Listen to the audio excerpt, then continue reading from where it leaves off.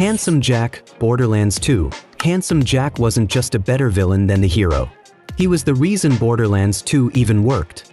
Released in 2012 by Gearbox Software and published by 2K Games, Borderlands 2 needed a leap forward from the first game's thin narrative.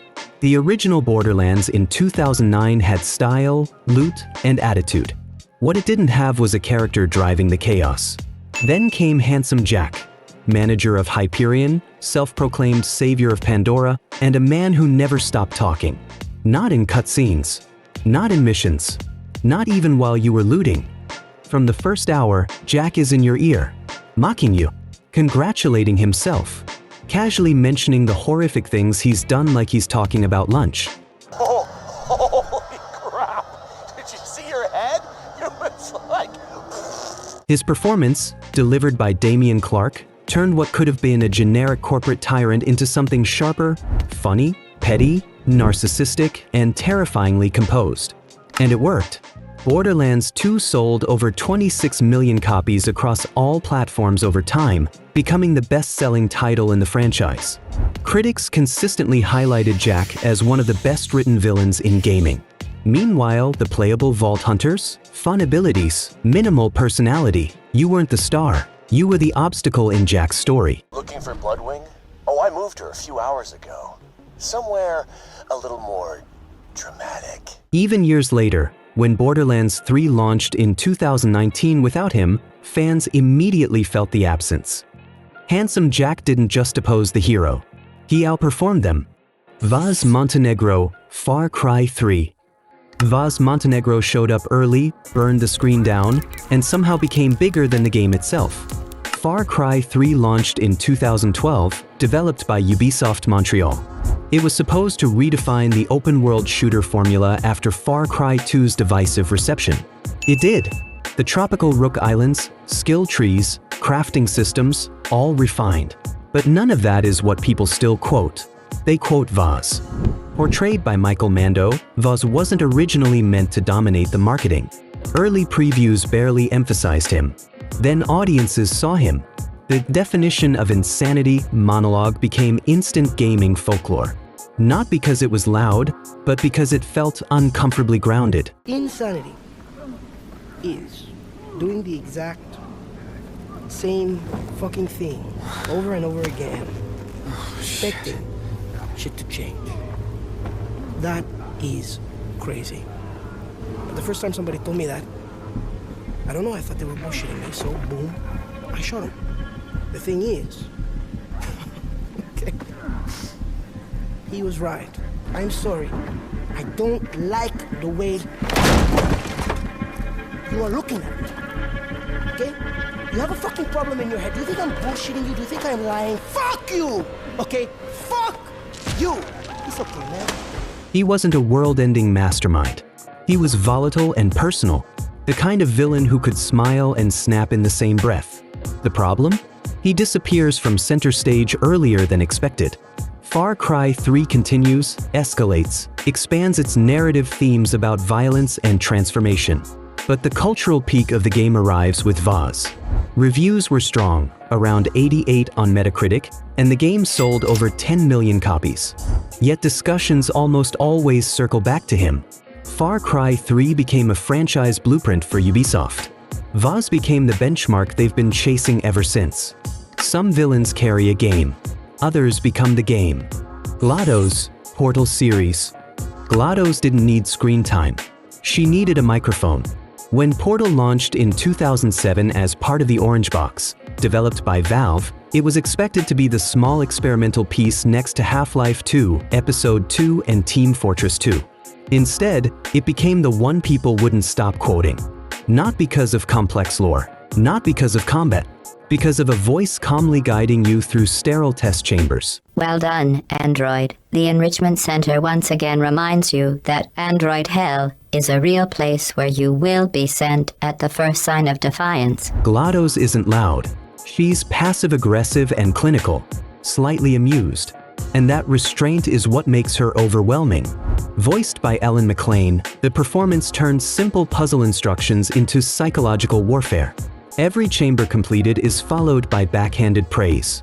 Every promise of cake feels just suspicious enough. By the time Portal 2 released in 2011, also developed by Valve, GLaDOS was no longer just a twist villain from a short experimental title. She was the franchise. The sequel expanded her role, deepened her personality, and sharpened the writing without abandoning the dry, mechanical delivery that made her iconic. Well done. Here come the test results. You are a horrible person.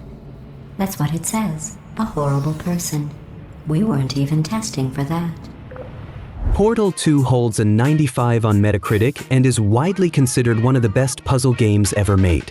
Chell, the silent protagonist, is intentionally blank. She has to be. The player is the focus. But that vacuum creates space for GLaDOS to dominate every exchange. And somehow, she becomes the emotional anchor of a series built around test chambers. You don't remember Chell's lines. You remember the voice. The Joker, Batman Arkham series. The Joker wasn't just the villain of the Arkham series. He was the engine that powered it. Batman Arkham Asylum released in 2009, developed by Rocksteady Studios and published by Warner Bros. Interactive Entertainment. Expectations were cautious. Licensed superhero games didn't exactly have a strong track record. Then the reviews hit, 92 on Metacritic, and suddenly this was the gold standard for comic adaptations. A major reason? The Joker. Voiced by Mark Hamill, reprising his role from Batman, the animated series, this version of the Joker balanced theatrical insanity with calculated cruelty. He wasn't chaos for chaos' sake. He had structure. Only following procedure. Well, patient seems to be in satisfactory condition. Looks like he suffered minor lacerations, probably in the last 2 hours. There seems to be... Need to take my temperature? I'd be happy to drop my pants. Every event in Arkham Asylum traces back to his manipulation. The entire game is essentially his stage play, and Batman is just responding to it. When Arkham City launched in 2011, the scale expanded. Open world, multiple villains, bigger stakes. Yet once again, the emotional center of the narrative circled back to the Joker. Even as new threats emerged, it was his presence, physical and psychological, that defined the trilogy's tone. Batman is controlled, disciplined, reactive. The Joker is expressive, impulsive, proactive. In terms of narrative gravity, one drives the plot forward. The other maintains order within it. The Arkham series proved superhero games could be mature, mechanically polished, and commercially dominant. Over 30 million copies sold across the trilogy. But when people think back on it, they don't picture detective mode.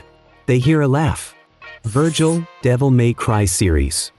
Vergil was never louder than Dante. He was just sharper.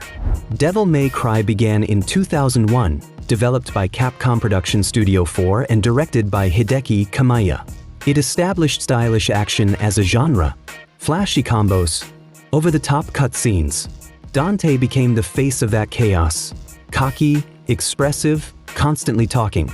Vergil, introduced properly in Devil May Cry 3, Dante's Awakening in 2005, took the opposite route.